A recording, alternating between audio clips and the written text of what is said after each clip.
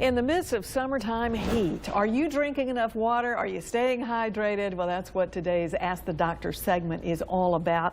I am joined by Dr. Kunin, Dr. Sarah Kunin from Brookwood Baptist Medical Center. If you have a call for her, call right now, 741-9272. And Doc, we've already got our first call, so let's get right to it. Misha is on the line. Misha, what is your question? If you have a bout with severe dehydration or heat stroke, how long does it, if you have a bout with dehydration or heat stroke, how long does it take before you're really over that and your electrolytes become back in balance? Well, I think first it's going to depend on how severe your episode is. If it's severe enough where you're needing to go to the hospital, they'll probably be able to help you recover, and you should be well before you leave the hospital. If you're just at home having some mild dehydration, it could take up to several hours. So I would definitely, if you are having symptoms of it and trying to treat yourself at home with some good Gatorade or something like that, I would try to stay resting as long as you can until you feel like your symptoms are better.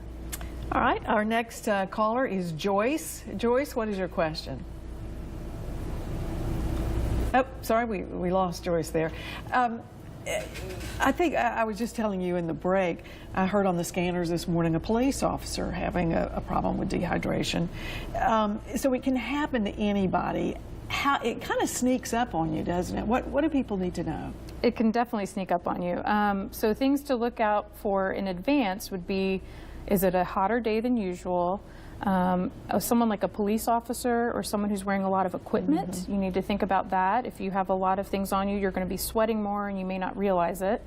And especially if you're being more physically active. So looking for the things that could trigger dehydration. And what would be the first signs of it? So starting to feel a little lightheaded, maybe a little nauseated. You could be a little dizzy.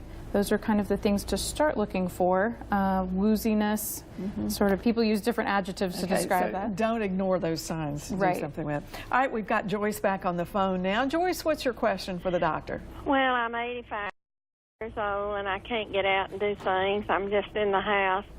And I don't know if I'm drinking enough, or how would I know if I'm dehydrated? I'm just on so much different medicines and I'm on blood thinner and all that. So I don't know what to look for. You bring up a very good point, especially as we get older, our symptoms are not as classic as they might be for somebody who's younger.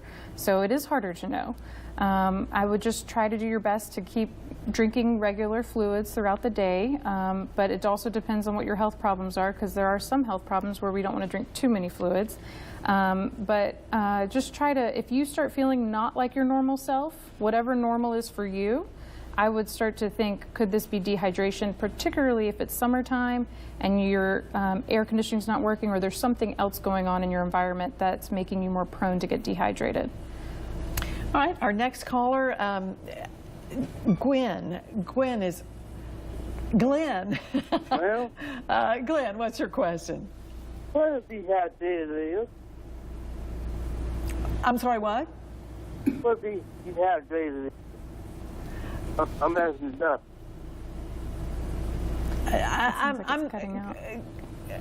Glenn, I'm sorry, we're having some problems with that call. We have Sherry on the line. Sherry, what is your question? Question, I have a child that started band camp and want to know what is the best thing to put in his bag so he's not dehydrated, whether he needs those squeezy things or just all water, Gatorade. So it's best to have a mix, especially get some of that Gatorade in. You want the electrolytes in there. If you just do water, it's only going to give you water and not all the other good stuff that you need to hold on to the fluid. So a little bit of Gatorade, and then they can interchange that with water. All right, a good question. A lot of kids going off to camps.